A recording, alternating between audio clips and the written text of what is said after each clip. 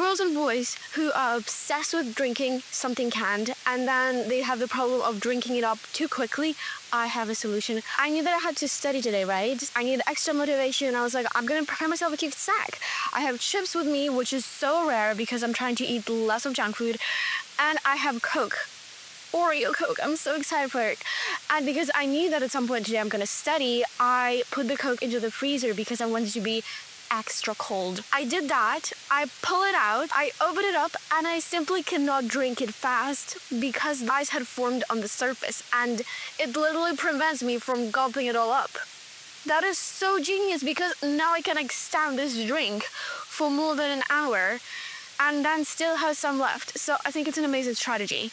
I'm so excited for this episode. I'm actually switching up my posting schedule a little bit because on my YouTube I have something really exciting coming up. So be aware of that and keep your notifications on. Otherwise, I'm so excited for this episode because I can relate. Not that I do anything that I cannot relate to, but I actually can relate, guys, because test week's coming up, kind of scary, kind of exciting, looking forward to a week with no classes but 2 to 4 hours of exam daily, and we are done. I'm really excited because basically this is a chance to just sum up everything we'll be studying and make sure it is in my brain before we go on to the final exams of the year. So that's a positive mindset to keep thinking about. Otherwise, let's finally get into it. I'm really excited for you to be here. I'm really excited to be here myself. I hope it's going to help you. And as some of you might already know, 2025 is all about balance for me, and that's why you're going to hear me talk about it literally in every episode. So we're starting off strong with balance. And for the exam week, for test week, or whatever situation you find yourself in, what you're going to do first is to narrow down how balance looks for you during exam season. So for me, it would have been choose 2 to 3 categories you want to focus on. So obviously, the first one is going to be studying, preparing for the exams and all of that. Second one and the third one, optional, really depends on what your interests are. For me, the first one is studying, getting prepped for the exams. The second one is my content creation. And the third one is sport, making sure I'm doing something active and keeping up like the healthy habits that I've built in for myself so far. And how this looks for me is that I have studying, and obviously whenever I'm taking a break, instead of going on Instagram, scrolling through TikToks, I'll be doing something that is as equally as important as, for example, exams. For me, it is prioritizing my content creation. But obviously, because I'm doing this for myself and I have this inner drive to do it, I have already motivation to do it, I'm excited to do it, it feels so different from me sitting down at my desk to do my homework, to do exam prep, compared to when I'm sitting down to record this podcast or edit it or plan out my YouTube content. This whole vibe it gives me a chance basically to recharge and to find a ways to relax without necessarily lying in bed and bed rotting and going again on social media.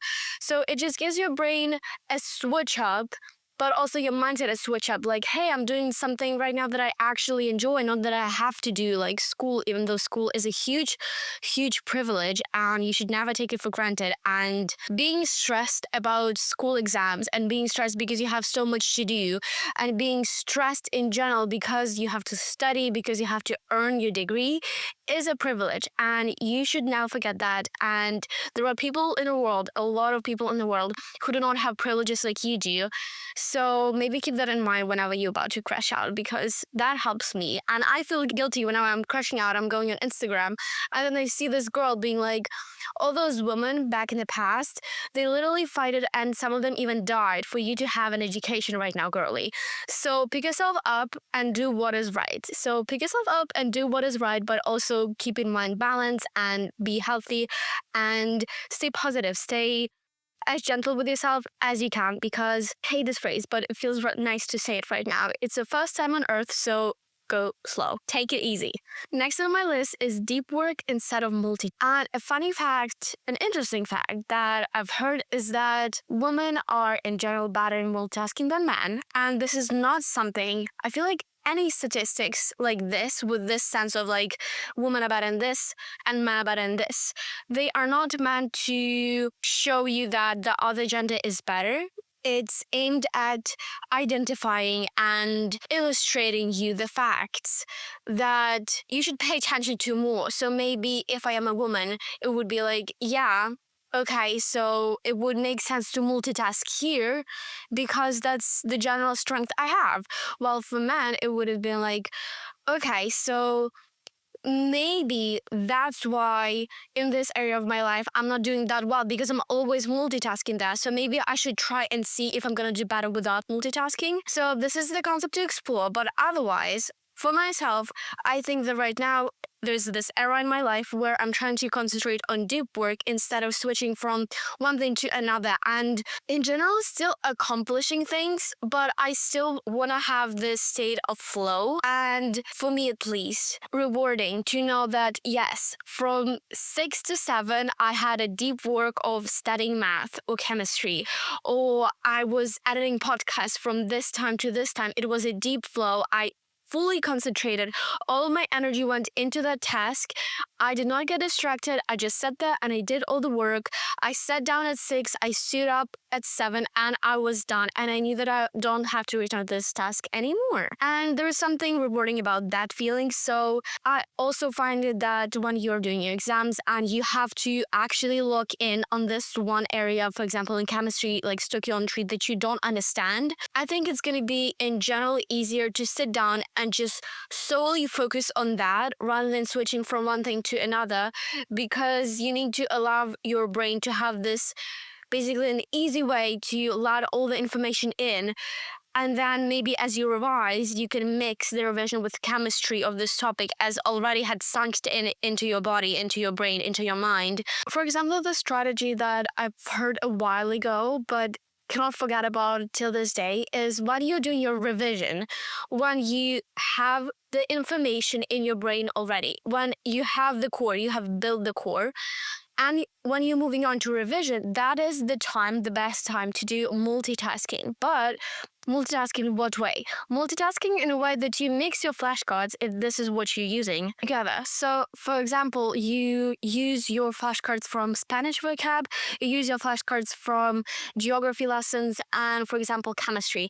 You mix them all together, and that's when you do the multitasking, when you review multiple topics together. And because you already have the core, in order to strengthen the core and to make your brain more flexible to move from one thing to another, to make connections between the subjects if possible, but in general to find those paths of, yeah, right now I was asked what is grandma in Spanish, but the next question is where is country X located on the world map? So the quicker your brain will be able to switch from one thing to another, I think the more flexible it's gonna get. So that is a good way. But for me right now, where I'm reviewing the topics that I need more strength in initially, where my core wasn't as strong as I would hope for it to be, I realized and I identified that I have to concentrate on deep work, and then closer to the exam, for example, right now in chemistry, I really have to concentrate on a deep core of certain topics. Let's say stoichiometry, titration, I have to concentrate on its core. So it wouldn't really help for me to do titration for 15 minutes and then switch to something else. I really need to make sure I understand it. And that's what I'm going to do right now. Next thing that I'm only now realizing that I can do and I'm trying to allow myself to do more of is to allow yourself to be messy, embrace it, and romanticize it. First of all, this is my second exams in my life, the proper IB exams. The ones that were before were really stressing me out to the point where I could not think about anything but these exams. But right now I'm trying to be more conscious, more mindful of everything that is going on, and the fact that life is not gonna probably end if something goes badly, or if I would have to maybe redo something because of how bad it's gonna go. I'm just trying to concentrate on this middle path of I'm probably gonna pass everything, and even if I'm not gonna be satisfied with the grade, it's fine. But it still doesn't take away the fact that it's hard for me to balance all of my areas of my life. meaning that it's hard to keep my room clean. It's hard to not throw around past papers around my room. It's hard to clean after myself. It's hard to take care of myself, of how I look. And it's okay. It is totally understandable why this is going on. So the point of romanticizing this time is that you are letting yourself to be who you are during the exams. And if it means that you are this person who is messy, who doesn't use any makeup, who has their room cluttered in past papers and sticky notes and reminders and to-do lists of what they still have to do, let it be. Just don't take it to the point where you realize I hate this version of myself. But a little bit of greasy hair and a little bit of undone makeup and a little bit of mess didn't hurt anyone. And I myself trying to enjoy it as much as I can, because it's not every day that my room is this messy. It's not every day that I don't have energy to go and take an everything shower. So why don't I just enjoy it and be like, ooh, I'm like those characters in those movies, like so messy, so crazy. Everything is so disorganized. And in a way, it is experience of life. It is part of the experience. And you just looking at yourself from the different angle, different point of view, and being like, oh wow, so this is what my life looks when I'm doing the exams, when it's exam season. And yeah, just I'm not sure if that makes sense, but romanticize the state you're in if this makes you feel good. If you're in a state where I hate who I am right now, I cannot take care of myself, make this one of your priorities. Make the fact that you are taking care of yourself first and then studying.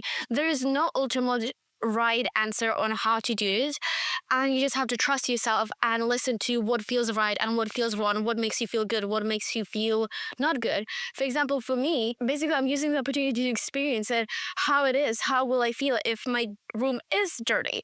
How will I feel if I don't wash my hair for multiple days and it's greasy and like I look super tired in the mirror? Like, what are my thoughts gonna go like?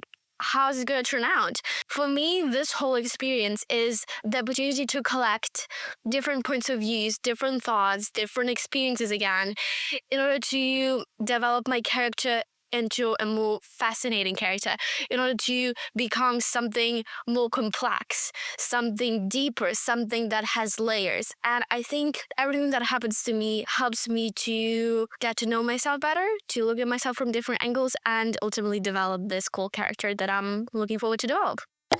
Another thing that I have on my list is to make plans between exams. That's what I've been talking about in the beginning, the fact that you still have to celebrate. And what I'm desperately trying to do is to start preparing for the exams so much in advance. So when it is time between exams, so when I have to go in school and be there for 2 to 5 hours to be done with the exams, when I come home, I can be free and I don't have to stress out about the fact that now I have to sit down and prep for my next exam. And the cycle repeats itself. You do this every day and you don't celebrate like these daily wins, and instead you maybe do everything at the end. And if it works for you, it works for you. But for me, it doesn't. And I want to make sure that in between exams, I have this like, oh my gosh, let's go, Emily, let's celebrate. You've done great. Even if the exam didn't go as well as you thought, it's over and it is worth of celebrating. So what I'm trying to do is to stick to the mindset that life does not end just because I have exams, and I can still make plans with my sister. We can still go to cafes and brunches and discuss what's happening in our lives. I can still be trying to go on a hot girl walks in the park. I can contribute to my hobbies. I can go out and try this new drink in this new cafe that opened around the corner. I can still make plans. And even if people around you are like, no, we have to study, we cannot go out with you, it does not mean that you cannot plan stuff with your own self. It does not mean that you cannot take your mom and be like, how about we go on a walk? How about we go on a bike ride? How about we just have some deep conversation? Call your long distance friend. Ask how are they doing? It doesn't have to be something grand like let's go and party. You could just stay in, make yourself tea, watch a cool show that you always had on your to-do list but never got to it. Do things. Like, life does not end, and exams is not a valid reason to stop living and cancel on everything that you had and stop being excited for things that you used to be excited for just because now you have to solely concentrate on exams. No one told you this. And if someone said exams is the time for you to lock in and forget about the rest of your life, they are wrong, because life does not stop when you have your exams. Globe keeps rotating around itself, rotating around the sun when you are in the exam room. Time keeps passing, seconds keep going, nothing stops. Life does not stop when you are studying for exams, when you have exams, when you are in the exam room doing the exams. Next thing I have is something I'm also trying to get more into, but start noticing when you can't know more. When you're studying, and especially when you are trying to do this deep lock-in flow, just concentrating on one subject thing, and you start to be like rereading the same question multiple times and not understanding what it's asking because you are tired, because your focus is blurring, you cannot. Start noticing that. Take it as a hint. And it might feel extremely frustrated when you have literally one exercise left and you would have been done, but you literally cannot do this. Still, it's a valid reason. Stop, go, take a break. Doesn't mean that you go and finish your timer. So, for example, you have 10 minutes left, but you literally cannot. Doesn't mean that you switch to another subject for just these 10 minutes, or does it mean that you completely abandon these 10 minutes and go out for a walk or talk to your mom, just lay in bed, go on reels, whatever you want to do it, because you deserve a break, and you are not supposed to drive yourself to the point where you realize, I cannot do this anymore and I'm gonna cry, I cannot focus on this question, because that's not a healthy strategy, and you should stop it. I should stop it. And the last thing that I have on my list before I have to move on and lock in on, I think, psychology. Social cultural approach is killing me a little bit, because explain to me why the hell everyone is complaining how biological approach is so hard and social culture makes so much sense because it's around you, and for me it's another way around. Like, for me, it's so much easier to notice this biological thing, like, oh yes, I do feel better after I work out because of serotonin release. This makes sense. But then social cultural approach, it makes sense, but it's harder for me to like grasp it all. I'm just not sure. So I really have to lock in on that. But before that, you don't have to go through this alone. And I mean it. You don't have to. You don't have to. Like, stop studying alone in your nasty room, if that's the case, when you can go out to a cute cafe, when you can call your friend and be like, you're crying because of math, I am crying because of math, let's cry together, let's go to the library and lock in together. And even if you don't figure out a single bit about how to do this particular unit in math, you're still with your friend, you hang out, you cry about it together, you complain about it together, talk about how the math teacher completely sucks at teaching his subject, and it just makes you feel better that you're not the only one who's struggling, that there are actual people out there who also struggle and also don't understand it. And getting through your problems is so much easier when you have someone by your side. So when you are consistently choosing to go through hard things alone, that I feel like that's just a stupid decision. Like, you are not gaining anything. You are not gonna get extra points for doing this by yourself. So you could either stay alone in your room and cry over the fact that you don't understand how division works, or you can go out, ask this one friend, let's go on a cute cafe date, and talk about this and discuss, and you will help me to understand. It's not even supposed to be a study date. That's what I mean. You could just be, hey, I have a quick question about this, but I also want to hang out with you, and combine the balance and studying and be like, can we go and like grab coffee and gossip? But before that, you'll quickly explain to me how to do this math problem.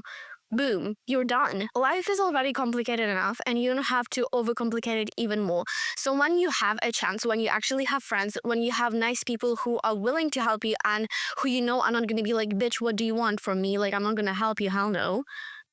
If you do have, please distance yourself from those people as much as possible. But when you do have these nice people in your life, take advantage of that. And it's not selfish. And that's the issue with me, that I'm thinking that everything I do is selfish. But you're benefiting them in a way that you don't know you're doing it, because that's life. You're not gonna know every single answer, and just seize the opportunity, man. That's all I have to say about this episode. I really hope you enjoyed it, and you got this, girl, you got this, boy, you got this, and Good luck on your exams. You absolutely got this. You're gonna ace it, and you don't even have to. You don't even have to get 80 or 90 or 100 on every single exam. If you're passing, that's good enough. That's amazing enough. And whoever's telling you like if you're passing, that's fine.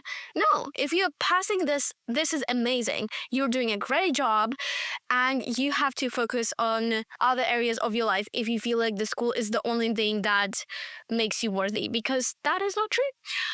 I hope you enjoyed it, and I'm gonna see you in the next one, and see ya, and bye.